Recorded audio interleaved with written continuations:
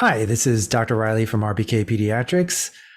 Today, I want to talk to you a little bit about the new recommendations for the immunocompromised and vaccination for COVID-19.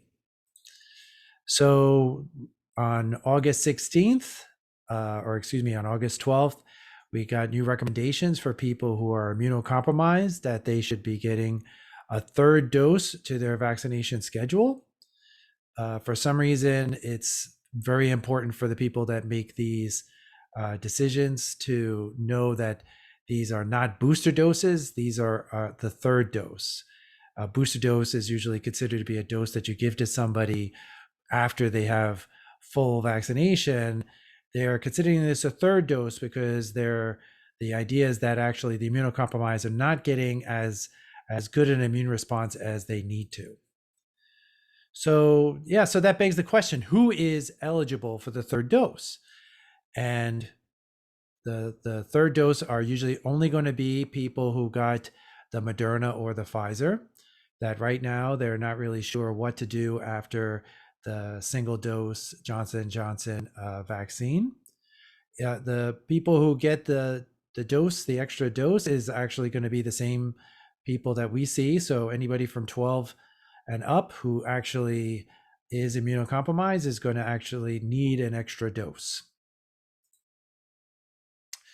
So who is considered to be immunocompromised? That's the real question. And we have a list here. This is the official list of people who are considered to be immunocompromised. That if you have an active treatment for solid tumor or hematologic malignancy, you have your receipt of a solid organ transplant or taking immunosuppressive therapy, receipt of a CAR T cell or hematopoietic stem cell transplant, moderate or severe primary immunodeficiency, advanced or untreated HIV, active treatment with high dose corticosteroids, alkylating agents, antimetabolites, etc.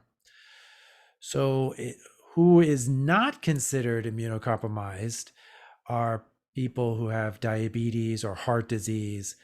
And although we might think that they have mild associated immunosuppression, they are not considered to be immunocompromised. So under this edict, they are not eligible to get an extra dose of the vaccine.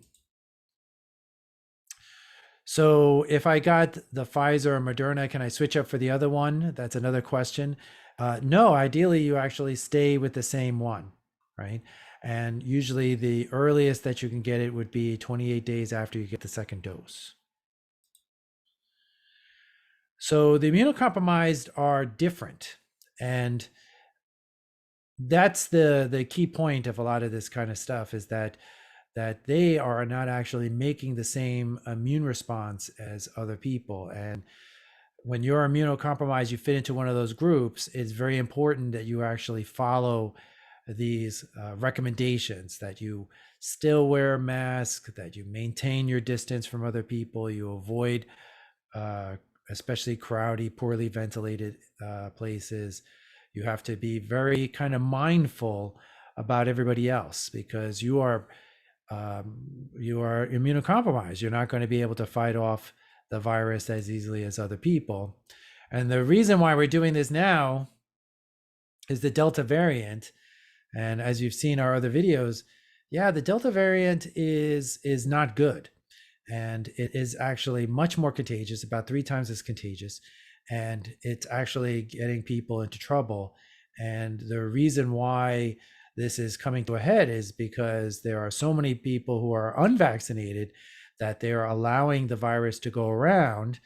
And although they don't like to think of it that way, they're actually getting these poor immunocompromised people sick, and they're getting in big trouble, that they're actually making up a large percentage of the people who end up getting hospitalized. So this, I have another video, another slide just to show you. This is what's happening after vaccination. The seropositivity rate is considered to be how well you produce antibodies. And you could see that someone like me, a healthy healthcare worker, we're considered to be getting 98% of the time we're going to have antibodies. But you could see as you look on the list, some of these guys are not actually getting antibodies that well. So yep, this is probably a good idea that we're going to have to get everyone to get a third dose, and if we find out anything else about getting a third dose for people who are more like in this category of the 98.1%, we'll make videos for you at that time. Thanks for your attention.